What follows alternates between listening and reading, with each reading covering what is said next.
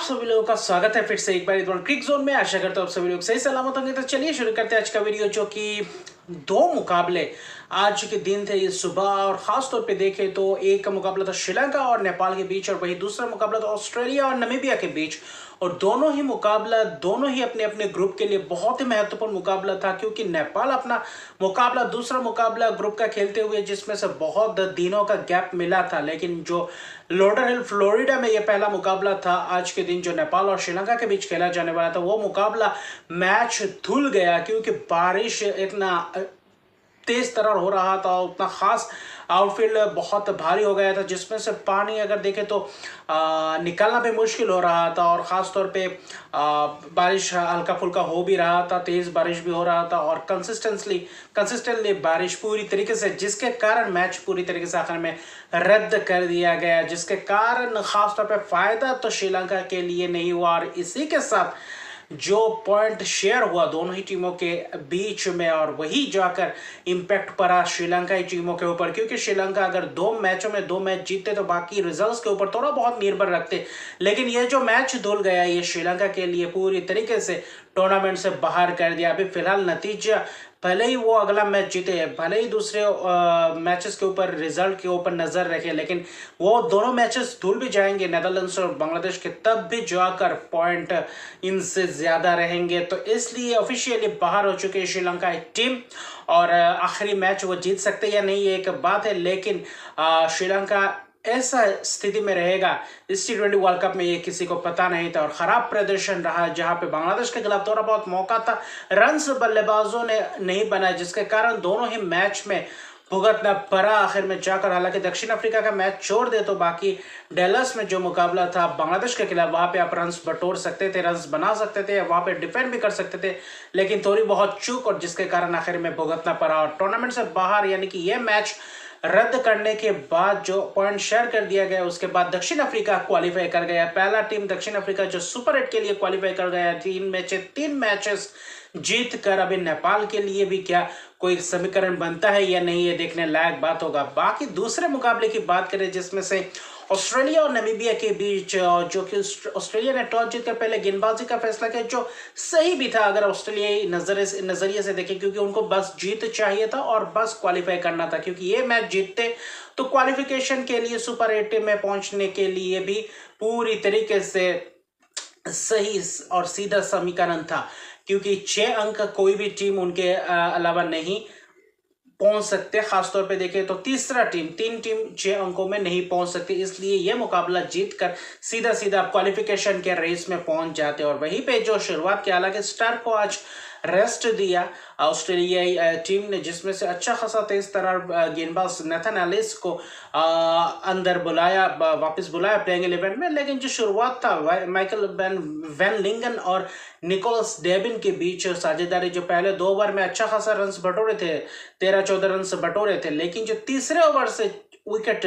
गंवाना शुरू किया, और वहां से जो जॉश हेजलवुड ने जो पकड़ बनाए रखा, स्टोइनिस ने भी पावर प्ले में गेंदबाजी की, जिसमें से अच्छा खासा स्पेल डाला, और वही पैट कमिंस ने भी अपना तजुर्बे का इस्तेमाल किया, और Josh Hazlewood wicket to wicket गेंदबाजी, वहां पे पहला विकेट निकोलस डेविन पॉइंट पे। फिर वही दूसरी तरफ देखे तो अगले ही ओवर में यन फ्राइलिंग का मिड ऑफ पे, और वही फिर माइकल वैन लिंगन, हालांकि रन्स बटोरे थे, 10 रन्स बनाए थे, 2 चौके लगाए थे, लेकिन जो पॉइंट पे जबरदस्त कैच मैक्सवेल द्वारा, तो आखिर में जाकर विकेट्स का सिलसिला चलता गया। और जेरार्ड एरास्मस कप्तान ने बखूबी दिखाया अपना प्रदर्शन, एक छोर से अच्छा खासा बल्लेबाजी कर रहे थे। पहले तो धीमा शुरुआत, लगभग रन्स बटोरना बहुत ही मुश्किल हो रहा था। पावर प्ले उतना खास घटा नहीं, पावर प्ले में अगर देखें तो 3 विकेट गंवाए थे। पावर प्ले के बाद जब जैम्पा को लाए, जैम्पा ने जो लगातार 4 ओवर्स किए, जैम्पा के साथ नेथन एलिस को भी पावर प्ले के बाद गेंदबाजी डालने के लिए लाए, लेकिन जो जैम्पा ने कारनामा करके दिखाया,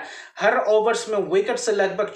चटकाते चले गए, और जबरदस्त वो प्रदर्शन दिखा जैम्पा द्वारा। जेन ग्रीन को चलता है कि डेविड विजे को एक छक्का लगा था, उसके तुरंत बाद ही शॉर्ट ऑफ लेंथ डिलीवरी वहां पे खींचा था और जिसमें से कैच दे बैठे ट्रम्पलमैन को चलता है किया, बर्नार्ड शॉल्स को जबरदस्त अंदाज में वो बोल्ड किया, गुगली को पढ़ नहीं पाए और जेराड इरास्मस ने आखिरी जो 9वें विकेट के साथ थोड़े बहुत पार्टनरशिप की, क्योंकि 8 विकेट 43 रन पे, उसके बाद 72 पे 9वां विकेट, यानी कि 30 रन के करीब पार्टनरशिप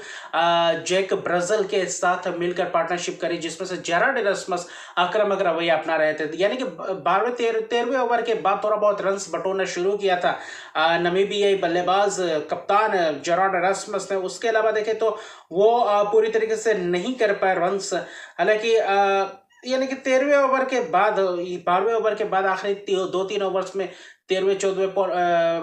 14वें 15वें 16वें ओवर में लगभग देखे तो वही रन से बटोरे और आखिर में जाकर 17 ओवर में सिर्फ और सिर्फ 72 रन ही बना पाया, ऑल आउट हो गए, जिसमें से जेराड इरास्मस ने 36 रन की पारी खेली, 43 गेंदों में स्टोइनिस का शिकार बने, आखिर में छक्के मारने की कोशिश में टॉप एज लगाकर कैच जबरदस्त अंदाज में पकड़ा, लेकिन जेराड इरास्मस ने वही छक्के भी एक जरे थे, लेकिन वही कन्विंसिंग पारी दिखा जेराड इरास्मस द्वारा। अगर वही चीज बीच के पावर प्ले के बाद थोड़ा बहुत आक्रामक रवैया अपनाते जंपा के खिलाफ तो शायद यहाँ पे 110-15 भी या 20 भी लगा सकते थे। पार्टनरशिप चाहिए था उस बीच, वो पार्टनरशिप लगा नहीं पाए नामीबियाई जो खिलाड़ी थे, लेकिन वही जो एक ही पार्टनरशिप जेराड इरास्मस द्वारा आए थे 9वें विकेट की तरफ से, उसके अलावा देखिए पार्टनरशिप नहीं, बिल्डअप करने की कोशिश नहीं और जल्दबाजी दिखा रहे थे, विकेट्स गवा रहे थे, अच्छा खासा लाइन लेंथ में गेंदबाजी की, जिसके कारण पूरी तरीके से मुश्किलात कर दिए रन से बटोरना। और वही जंपा ने 4 विकेट चटके 4 ओवर में 12 रन देकर जबरदस्त स्पेल और 100 विकेट चटका चुके T20I में, जो कि पहला खिलाड़ी है T20I में जो ऑस्ट्रेलिया के तरफ से मेंस में जहां पे जंपा ने पहली बार 100 विकेट से चटका T20I में, जो एक अच्छा खासा माइलस्टोन है। वही 3 ओवर नाथन एलिस ने भी डाला, एक मेडन डाला, कामिंस ने भी एक मेडन डाला, तो 16 रन देकर 1 विकेट, फिर 2 विकेट हेजलवुड 4 ओवर में 18 रन देकर 2 विकेट स्टोइनिस ने भी आखिर में लिया 3 ओवर में वो 9 रन देकर 2 विकेट, यानी कि स्पेल किफायती स्पेल्स रहे सभी गेंदबाजों द्वारा, रन